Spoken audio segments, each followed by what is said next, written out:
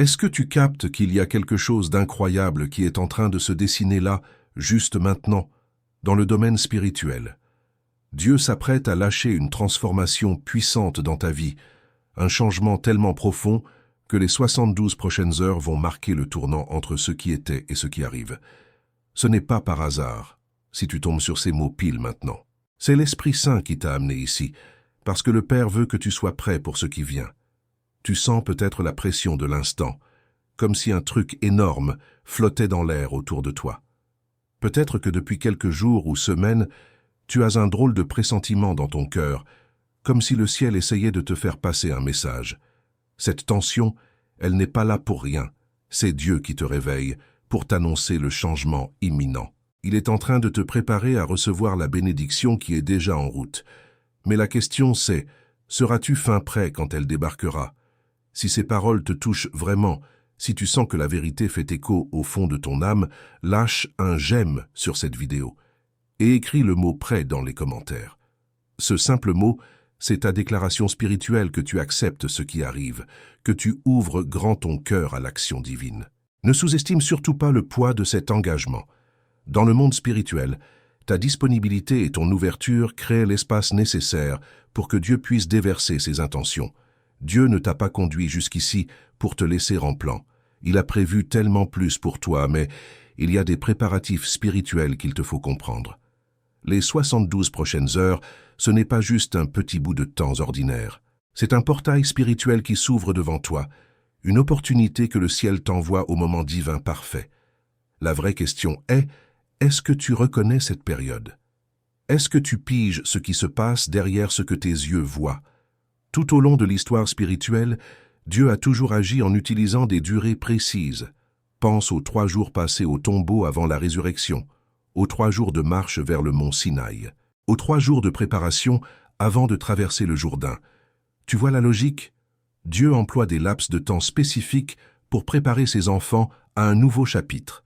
Et là, tout de suite, l'Esprit Saint annonce que ton compte à rebours de 72 heures a commencé. Peut-être que tu te demandes ce que ça veut dire concrètement pour ta vie. Tu as peut-être prié pour une avancée au travail, pour la guérison dans ta famille, pour un miracle financier, pour avoir une vision claire de ton chemin. Peut-être que tu traînes un fardeau qui te semble insurmontable depuis des mois. Dieu a capté chacune de tes prières, vu chacune de tes larmes, ressenti chaque peine. Et maintenant, les cieux se mettent en branle pour te répondre d'une manière qui va te laisser bouche bée. Mais il est vital que tu saisisses la nature spirituelle de ce moment. Dans l'ordre spirituel, il existe des périodes propices durant lesquelles Dieu œuvre avec une force amplifiée. Ce n'est pas un truc de magie, c'est une réalité mentionnée dans la Bible. Quand les Israélites ont fait le tour de Jéricho pendant 7 jours, les murailles ne se sont pas effondrées le 6e jour. Elles sont tombées exactement au moment fixé par Dieu. Quand Élie a prié pour la pluie, son serviteur a dû regarder 7 fois vers la mer avant d'apercevoir le nuage. Dieu fonctionne selon son timing parfait, et cet instant, ces 72 heures, c'est ton heure désignée. Mais voici le point capital que la plupart des gens laissent passer. Les bénédictions divines impliquent des responsabilités spirituelles. Habacuc 2, versets 2 et 3, nous dit de coucher la vision par écrit et de la rendre limpide, car il y a un temps précis pour qu'elle s'accomplisse. Dieu attend de toi que tu participes activement à la préparation de ce qui est sur le point d'arriver. Attendre passivement, ça ne suffit pas. Il faut t'y préparer spirituellement. Pense un peu à Noé, qui a dû construire l'arche avant que la pluie ne commence à tomber. Pense à Joseph qui a dû gérer les greniers avant que la famine ne frappe. Pense à David qui a été oint roi des années avant de s'asseoir sur le trône. Dieu est en train de te préparer maintenant pour ce qui va se matérialiser sous peu. Ces 72 heures, c'est ta période de préparation, ton arche spirituelle que tu bâtis avant que la bénédiction n'arrive de plein fouet. Il y a des démarches spirituelles très concrètes que tu dois entreprendre dans les heures qui arrivent. La première et la plus cruciale, c'est de nettoyer ton environnement spirituel. Tu as peut-être entendu parler de l'hygiène spirituelle, mais qu'est-ce que ça veut dire concrètement? Ça veut dire que tu dois examiner ce que tu laisses entrer dans ton cœur, dans ton esprit et dans ta maison. Quel genre de musique tu écoutes? Quelles émissions tu regardes? Avec qui tu passes ton temps? Quel type de conversation tu tiens? Tout ça façonne l'atmosphère spirituelle autour de toi. Imagine que Dieu veut verser de l'eau pure dans ta vie, mais que le verre dans lequel tu bois est bourré d'impuretés. Le nettoyage doit passer avant. Ésaïe 1, verset 16 dit clairement « Lavez-vous, purifiez-vous, écartez de ma vue la méchanceté de vos actions. » Ce n'est pas juste une métaphore, c'est une réalité spirituelle. Pendant les 72 prochaines heures, Dieu t'appelle à assainir intentionnellement ton lieu spirituel. Commence par tes pensées. Philippiens 4, verset 8, nous donne le filtre parfait. Enfin, frères et sœurs, tout ce qui est vrai, honorable, juste, pur, aimable, digne de louange, s'il y a quelque vertu ou quelque chose qui mérite d'être honoré, pensez-y. Mets ces critères comme des sentinelles pour tes pensées. Chaque fois qu'une pensée négative, peureuse ou pleine de doutes, essaie de s'incruster, bloque-la. Remplace-la par la vérité de Dieu. Ce n'est pas de la pensée positive, c'est du combat spirituel. Ensuite, passe en revue tes paroles. Proverbe 18, verset 21, nous enseigne que la langue a le pouvoir de donner la vie ou d'entraîner la mort. Durant ces 72 heures, sois extrêmement attentif à ce que tu prononces. Ne parle pas plus de tes problèmes que tu ne parles de la puissance de Dieu. Ne raconte pas tes défaites plus fort que ses victoires. N'envoie pas d'énergie vers ce que tu ne veux pas voir se manifester dans ta vie.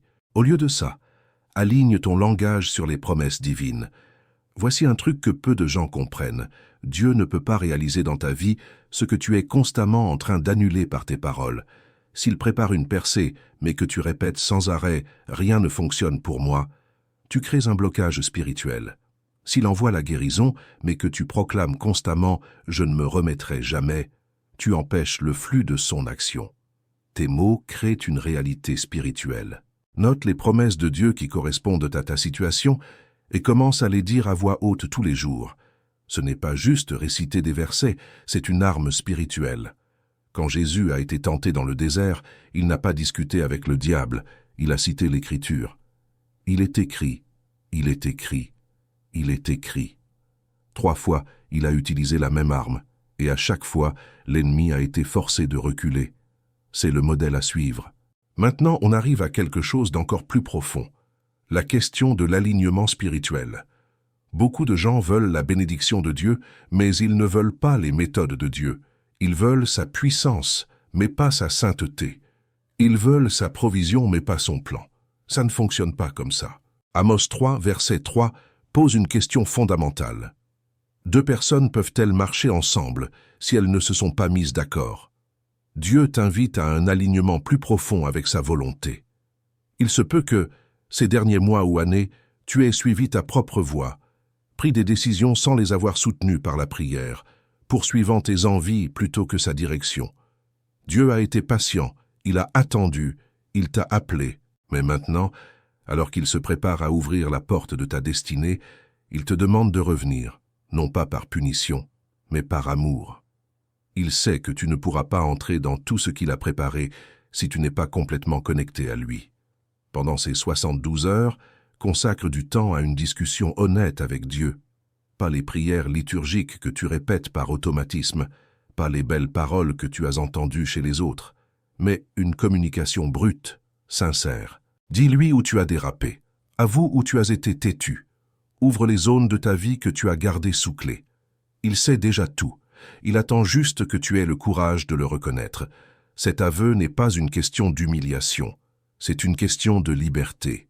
Psaume 32, verset 5 dit « Je t'ai fait connaître mon péché, je n'ai pas caché ma faute.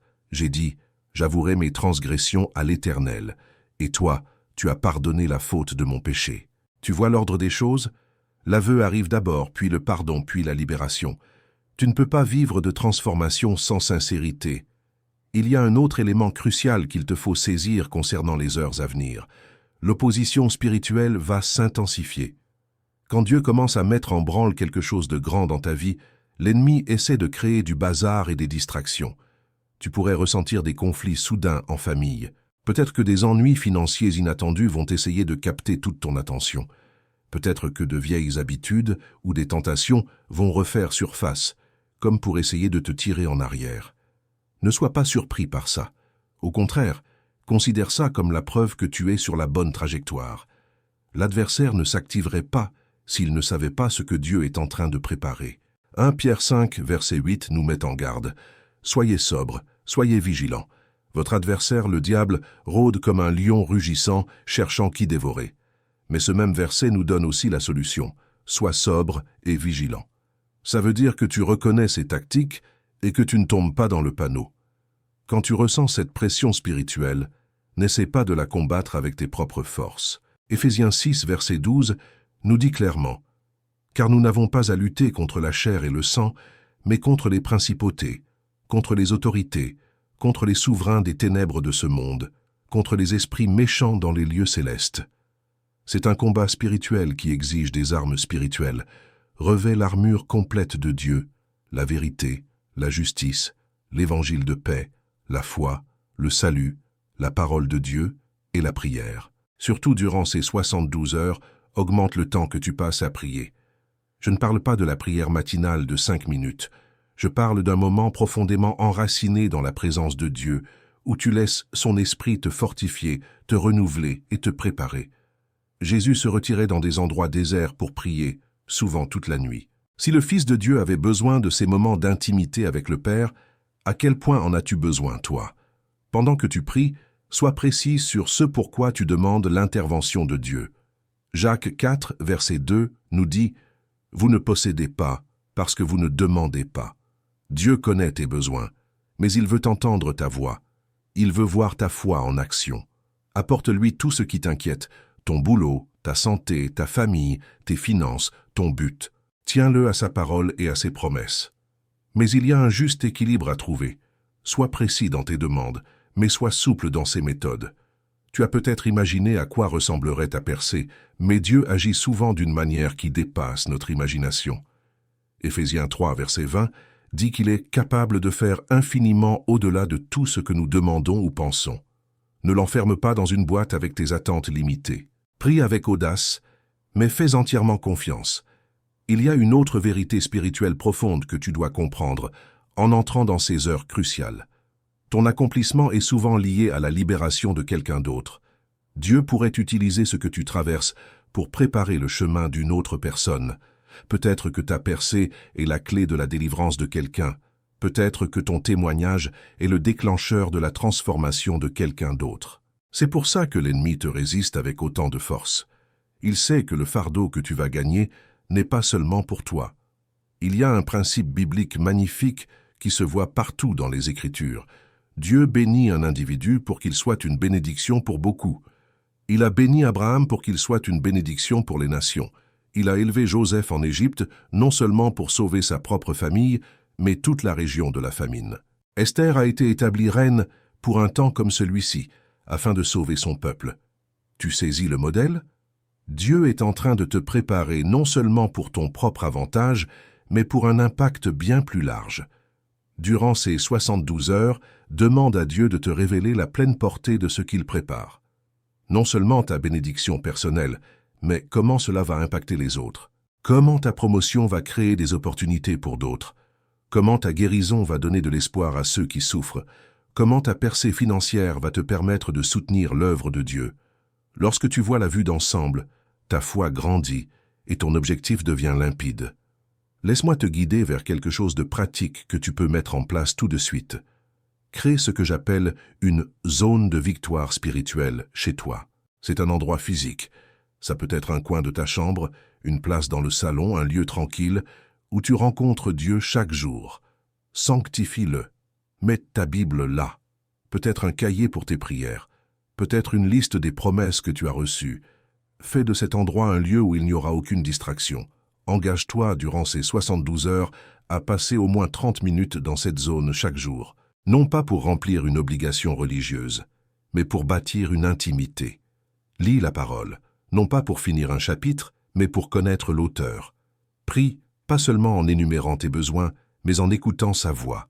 Adore, pas juste en chantant des chansons, mais en levant tes mains et ton cœur en signe de soumission. Ce temps-là te transformera. Pendant ce temps, tiens un journal spirituel. Note ce que Dieu te dit. Écris les promesses que tu reçois. Documente ce que tu ressens, les images ou les mots que tu reçois, les versets de la Bible qui ressortent. Ce n'est pas seulement pour t'en souvenir, c'est un relevé spirituel. Quand tu regarderas en arrière plus tard, tu verras à quel point Dieu a été fidèle et comment il t'a guidé pas à pas. Parlons maintenant des aspects pratiques de ces 72 heures. Tu devras peut-être aussi t'occuper des domaines physiques de ta vie qui nécessitent une attention. Si ton corps est le temple du Saint-Esprit, comme le dit 1 Corinthiens 6, verset 19, comment prends-tu soin de ce temple? Peut-être que Dieu te pousse à revoir ton alimentation, ton sport ou ton repos. Le physique et le spirituel sont intimement liés. N'en néglige pas un au profit de l'autre. Il est peut-être temps de ranger ton espace physique également. Le désordre dans ta maison reflète souvent le désordre dans ton esprit. Faire le tri dans tes affaires, te débarrasser de ce qui ne te sert plus, créer de l'ordre et de la paix, tout cela contribue à une ambiance spirituelle claire. Pendant que tu nettoies ton espace, prie dessus, bénis ta maison, proclame la paix sur elle, fais-en un endroit où la présence de Dieu réside. La question des finances est aussi importante. Malachie 3, verset 10, parle d'apporter la dîme complète au trésor. Si tu n'as pas été fidèle dans tes dons, ces 72 heures pourraient être le moment de te remettre en règle dans ce domaine. Dieu n'a pas besoin de ton argent, il possède tout. Mais ton don montre où se trouve ton cœur et ta confiance. Quand tu donnes par obéissance, tu ouvres les cieux sur ta vie.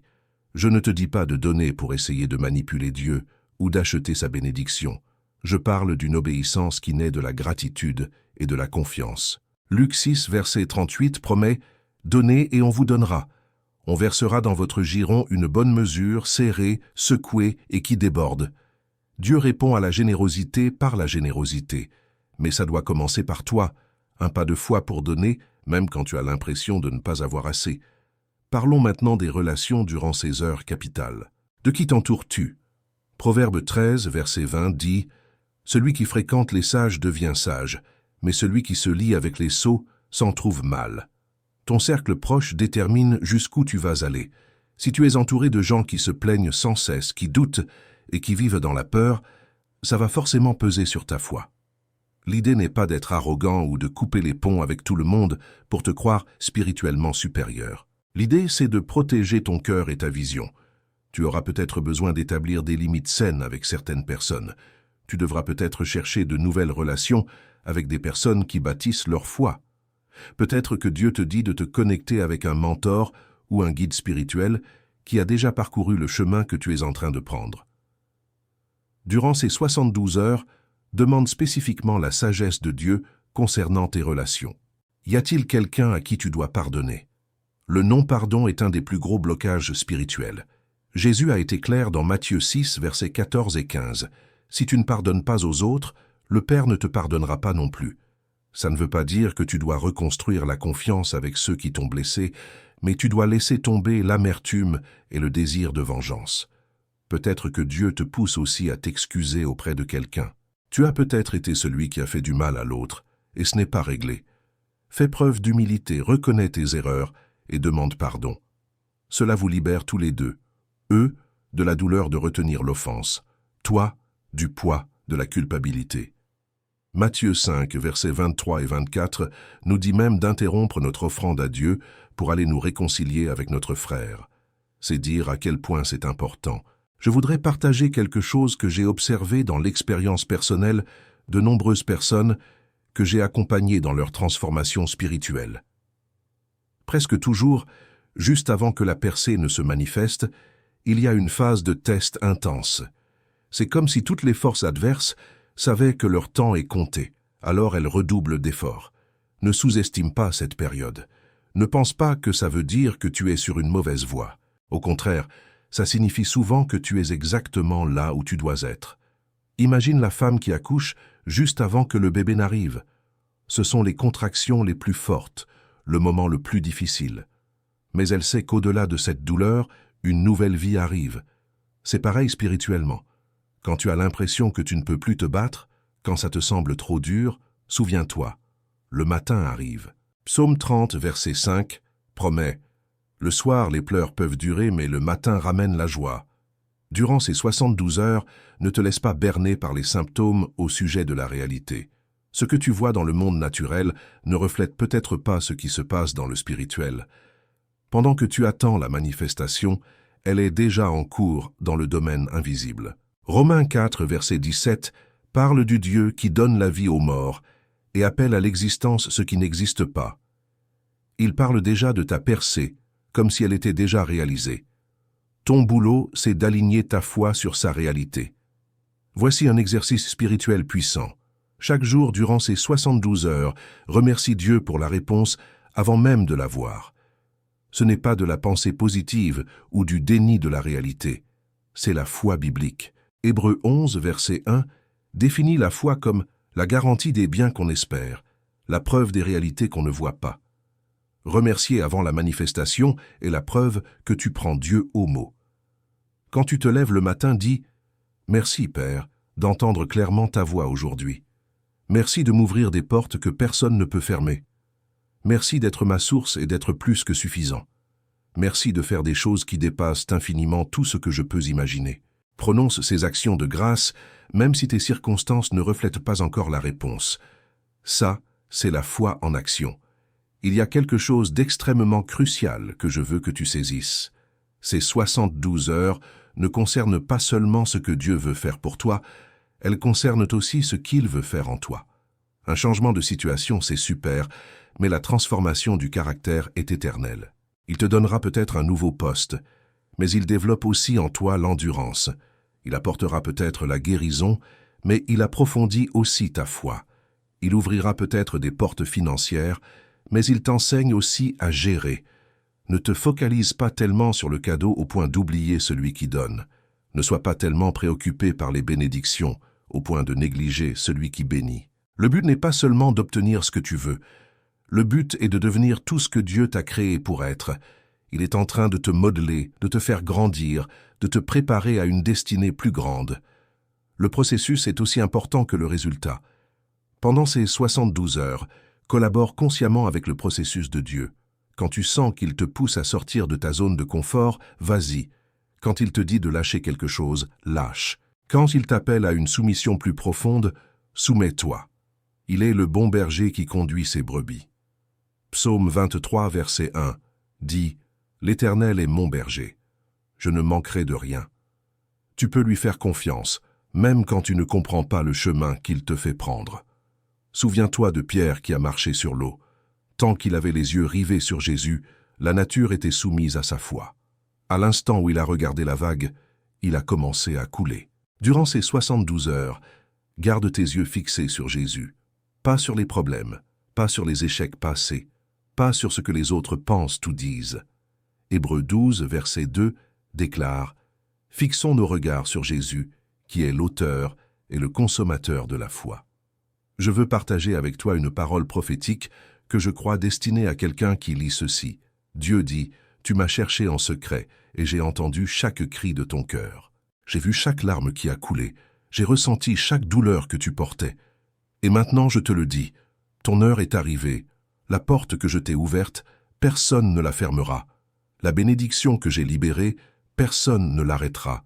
Tiens-toi dans ta destinée sans avoir peur, car je suis avec toi. » Si ces mots ont résonné dans ton esprit, ce n'est pas un hasard. C'est Dieu qui confirme ce qu'il te murmurait déjà. Il t'appelle à faire un pas de foi radical dans les heures qui viennent. C'est peut-être le moment de te lancer enfin dans ce projet que tu as repoussé. C'est peut-être de mettre fin à quelque chose qui te retient prisonnier. C'est peut-être de lui présenter ta requête avec une attente audacieuse. Quoi que ce soit, agis comme si ta vie en dépendait, car, à bien des égards, c'est le cas. Ne laisse pas la peur te paralyser. Ésaïe 41, verset 10 dit « N'aie pas peur, car je suis avec toi. Ne sois pas effrayé, car je suis ton Dieu. Je te fortifie, je t'aide, je te soutiens par ma droite juste. » Dieu ne dit pas « je t'aiderai peut-être » ou « j'essaierai de t'aider ». Il dit « je suis ». Sa présence est certaine, sa puissance est accessible, sa direction est fiable. Alors que nous arrivons à la fin, je veux te laisser avec un plan d'action pratique pour ces 72 heures. Chaque jour, commence par un moment dans la présence de Dieu, au moins 30 minutes sans interruption. Lise sa parole en cherchant des promesses et des instructions. Prie avec des demandes précises, mais avec un cœur ouvert. Remercie par la foi pour ce qui n'est pas encore visible. Pendant la journée, surveille tes pensées et tes paroles, Quand la négativité essaie de s'installer, remplace-la activement par la vérité de Dieu. Dis ses promesses à voix haute. Chante des chants d'adoration, même dans le silence de ton cœur. Amène-lui chaque inquiétude dès qu'elle apparaît, sans la laisser s'accumuler. Fais attention aux portes qui s'ouvrent, même si elles semblent petites ou sans importance. Dieu commence souvent de grandes choses par d'humbles débuts, comme Zacharie 4, verset 10 le demande, qui méprise le jour des petits commencements. Ne méprise pas les petites indications, les petites occasions, les petits pas. L'obéissance dans les petites choses conduit à la confiance dans les plus grandes. Sois conscient des gens qui apparaissent subitement dans ta vie. Dieu envoie souvent des personnes comme réponse à des prières ou comme des connexions vers ta destinée. Toute rencontre n'est pas le fruit du hasard. 1 Thessaloniciens 5, verset 11 nous invite « Encouragez-vous donc les uns les autres et édifiez-vous réciproquement. » Tu pourrais être une bénédiction pour quelqu'un ou quelqu'un pourrait être une bénédiction pour toi. Reste ouvert. Documente ton parcours. Quand tu regarderas en arrière plus tard, tu seras bluffé par la fidélité de Dieu. Tu verras comment des événements apparemment sans lien faisaient en réalité partie de son grand plan. Habacuc 2, verset 2, nous demande de coucher la vision par écrit. Ça la rend concrète, palpable, quelque chose que tu peux revoir et dont tu peux te souvenir pendant les moments difficiles. L'instant, c'est maintenant, pas demain, ni la semaine prochaine. C'est 72 heures que Dieu a mises à part. Décide tout de suite que tu ne vas pas les traverser en mode automatique. Tu ne vas pas les laisser s'écouler dans la banalité du quotidien. Décide que tu vas être totalement présent, spirituellement éveillé, dans l'attente de sa grâce. C'est ton temps. C'est ta période. C'est ton moment de percer. Dieu ne t'a pas amené jusqu'ici pour t'abandonner. Il ne t'a pas ouvert les yeux à cette vérité pour te laisser confus. Il n'a pas travaillé dans ton cœur pour te planter. Il finit ce qu'il commence. Philippiens 1, verset 6 promet « Je suis persuadé que celui qui a commencé en vous cette bonne œuvre la rendra parfaite pour le jour de Jésus-Christ. » Fais confiance à cette promesse. Repose-toi sur cette garantie. Marche dans cette confiance. Pour finir, je veux te rappeler une dernière vérité. Quoi que ces 72 heures t'apportent, que ce soit un miracle évident ou un discret pas de fidélité, Dieu est avec toi. Son plan pour ta vie est fait de bien, pas de mal. Son amour pour toi ne faiblit jamais. Sa grâce dépasse toute limite, et sa fidélité t'emmènera là où tu pouvais à peine rêver. Mais est-ce que tu comprends la portée de ce que je te dis en vrai? Ce n'est pas juste un message encourageant pour te remonter le moral. C'est une réalité spirituelle qui va déterminer la trajectoire de tout ce qui s'en vient. Tu vois, beaucoup de gens lisent des mots comme ceux-là, hochent la tête, ressentent peut-être une petite dose d'inspiration, puis continuent de vivre de la même façon. Mais si tu es arrivé à cet instant, ce n'est pas par hasard. L'Esprit Saint t'a guidé ici parce que le Père a décidé que ton moment d'activation est arrivé. Avance avec audace, mais laisse-moi t'expliquer ce que cette audace signifie vraiment dans un contexte spirituel. Ce n'est pas de l'arrogance ou de la confiance en tes propres capacités. L'audace biblique vient d'une compréhension profonde de qui est Dieu et de ce qu'il a fait pour toi. C'est un courage qui repose sur ses promesses, pas sur tes circonstances. Quand Josué doit entrer dans la terre promise, Dieu ne lui dit pas « Sois courageux parce que tu es fort ». Il lui dit « Sois courageux parce que je suis avec toi ». Tu vois la différence? Ton audace pendant ces 72 heures ne vient pas du fait que tu as toutes les réponses ou que tout est réglé. Elle vient de savoir que celui qui t'a appelé est fidèle. C'est le même Dieu qui a ouvert la mer Rouge, le même qui a fait tomber les murs de Jéricho, le même qui a protégé Daniel dans la fosse aux lions, le même qui a sorti Pierre de prison, le même qui a ressuscité les morts, et sa main n'est pas trop courte, sa puissance n'a pas diminué.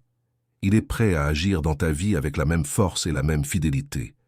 Avance avec la foi, mais permets-moi d'approfondir ce que je veux dire par foi.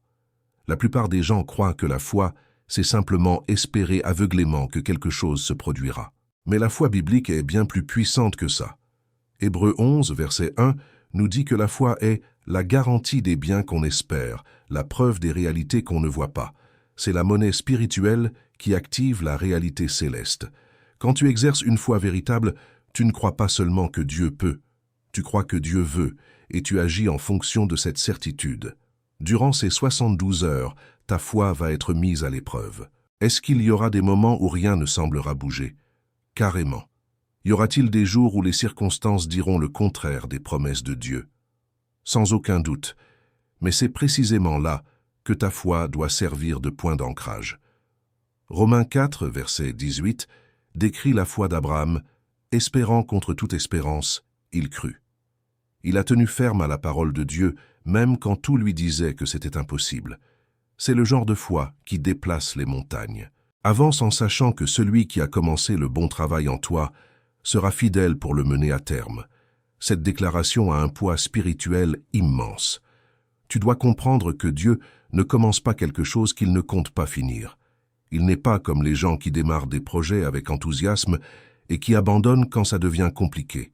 Sa nature, c'est d'être fidèle. Son caractère, c'est d'être constant. Ses paroles sont plus certaines que le sol sur lequel tu te tiens. Réfléchis un instant à ça. Qu'est-ce que Dieu a lancé dans ta vie? Peut-être qu'il a semé un rêve dans ton cœur il y a des années. Peut-être qu'il t'a appelé à suivre un certain chemin. Peut-être qu'il t'a donné une vision de quelque chose qui dépasse ta réalité actuelle. Et peut-être que ces dernières années, voire ces dernières décennies, tu as vu ce rêve s'éloigner de plus en plus. Peut-être que tu as commencé à douter d'avoir bien entendu. Peut-être que l'ennemi t'a soufflé que tu avais raté ton coup. Mais laisse-moi te donner une vérité prophétique. Dieu n'a rien oublié. Il n'a pas changé d'avis. Il n'a pas trouvé quelqu'un de meilleur. Philippiens 1, verset 6, n'est pas une promesse vide. C'est une garantie spirituelle. Quand Dieu entame quelque chose, sa fidélité ne dépend pas de ta perfection. Elle ne dépend pas du nombre de fois où tu as trébuché ou fait des erreurs. Elle dépend uniquement de son caractère. Et son caractère, il ne change pas. Tes 72 heures ont déjà démarré. Et je veux que tu saisisses ça dans toute sa force. Ce n'est pas juste une autre phrase spirituelle ou un discours de motivation. Dès l'instant où tu as commencé à lire ces mots, quelque chose s'est activé dans le domaine spirituel. Peut-être que tu ne le sens pas physiquement, peut-être que tu ne le vois pas de tes yeux, mais ça ne le rend pas moins réel. En fait, les réalités spirituelles les plus puissantes sont celles qui se produisent dans l'invisible avant de se manifester dans le visible. Durant ces heures qui t'attendent, les cieux vont coordonner des événements, des personnes et des opportunités d'une manière que tu ne pourrais pas orchestrer par tes propres moyens. Il y a des liens qui vont se former, des discussions qui vont avoir lieu, des portes qui vont s'ouvrir, des obstacles qui vont tomber. Et tout ça parce que tu t'es aligné avec le timing de Dieu et son objectif. Mais la clé, c'est de maintenir cet alignement, ne pas te laisser aller à la peur, ne pas reculer dans le doute, ne pas permettre aux distractions de voler ton attention. Que ta détermination soit inébranlable, ça demande une explication car la détermination, ce n'est pas la même chose que l'entêtement. La détermination spirituelle, ça veut dire que tu as ancré ton cœur dans la volonté de Dieu et que tu ne vas pas flancher, quoi qu'il arrive. C'est la qualité qu'on retrouve chez Daniel, qui a décidé de ne pas se souiller, chez Job qui a dit « Même s'il me tue, je mettrai ma confiance en lui », chez Esther qui a déclaré « Si je dois périr, je périrai ». C'est une constance qui ne lâche rien. Que ta foi soit ferme. Il faut que tu comprennes que l'ennemi va tout essayer pour secouer ta foi pendant ces heures cruciales. Il va essayer d'utiliser les circonstances, les gens, les pensées, les sentiments, les souvenirs, tout ce qu'il peut. Mais une foi inébranlable signifie que tu es ancré dans quelque chose qui va au-delà de ce que tu vois ou ressens. Tu es ancré dans le caractère de Dieu lui-même. Éphésiens 6, verset 16, parle du bouclier de la foi qui peut éteindre tous les dards enflammés du malin. Ce n'est pas une défense passive, c'est une force spirituelle active. Que ton cœur soit entièrement à lui, c'est peut-être la vérité la plus profonde de toutes. Dieu ne cherche pas juste un bout de ton cœur. Il ne veut pas être une priorité parmi d'autres dans ta vie. Il veut être le tout, le centre, le fondement. Matthieu 6, verset 33 dit « Cherchez premièrement le royaume de Dieu et sa justice, et tout le reste vous sera donné par-dessus. » Quand ton cœur lui est complètement soumis, quand il a la première place dans chaque décision, chaque ambition, chaque envie, alors les cieux s'ouvrent. La bénédiction qui arrive dépassera tout ce que tu peux imaginer, et ce n'est pas une exagération. Éphésiens 3, verset 20, dit littéralement que Dieu peut faire infiniment au-delà de tout ce que nous demandons ou pensons. Pense-y. ta plus grande prière, ton rêve le plus audacieux, ton imagination la plus folle, Dieu dit qu'il peut surpasser même ça. Mais si tant de gens n'expérimentent jamais ce niveau de bénédiction, ce n'est pas à cause de Dieu. Il est toujours prêt à donner. La raison, c'est que nous limitons ce que nous recevons par notre petite foi, nos compromis, notre soumission à moitié. Prépare-toi. C'est un verbe d'action. Noé a dû se préparer en bâtissant l'arche. Josué a dû préparer la sainteté du peuple. Esther a dû se préparer par le jeûne et la prière. Et toi aussi, tu dois te préparer durant ces 72 heures. Ce n'est pas une attente passive, c'est une participation active au plan de Dieu. Nettoie ton cœur, remets tes priorités en ordre. Fortifie ton esprit, crée de la place pour ce que Dieu veut déverser. Ouvre-toi. L'ouverture spirituelle signifie que tu es prêt à laisser tomber tes plans au profit des siens. Tu es prêt à changer de direction s'il te conduit différemment. Tu es prêt à voir des solutions auxquelles tu n'avais jamais pensé. Ésaïe 55, versets 8 et 9, nous rappelle « Mes pensées ne sont pas vos pensées, et vos chemins ne sont pas mes chemins, déclare l'Éternel. Autant les cieux sont élevés au-dessus de la terre, autant mes voies sont élevées au-dessus de vos voies. Sois ouvert à ses méthodes, à son timing, à ses réponses, et confiance. C'est la chose la plus simple et la plus profonde à la fois. Crois seulement. Crois qu'il t'entend. Crois qu'il t'aime. Crois qu'il a le meilleur pour toi. Crois qu'il est fidèle. Crois qu'il est puissant. Crois qu'il agit même quand tu ne le vois pas. Marc 9, verset 23 dit « Tout est possible à celui qui croit ». Ta croyance ne crée pas la puissance de Dieu, mais elle déverrouille ta capacité à la recevoir. Ton temps, c'est maintenant, pas demain, pas quand tu seras prêt, pas quand les circonstances seront parfaites. Ces heures-ci, cette période, cet instant que Dieu a souverainement orchestré. Ne le rate pas à cause de la peur, ne le reporte pas à cause du doute, ne le néglige pas à cause des distractions. Tiens-toi dans la pleine réalité de ce que Dieu est en train de dire. Reçois-le par la foi, agis dans l'obéissance, et regarde les cieux s'ouvrir d'une manière qui va changer ta vie pour toujours. C'est ton temps. Ta percée est déjà lancée. Accueille-la, vis-la, deviens-la. Au nom de Jésus, Amen.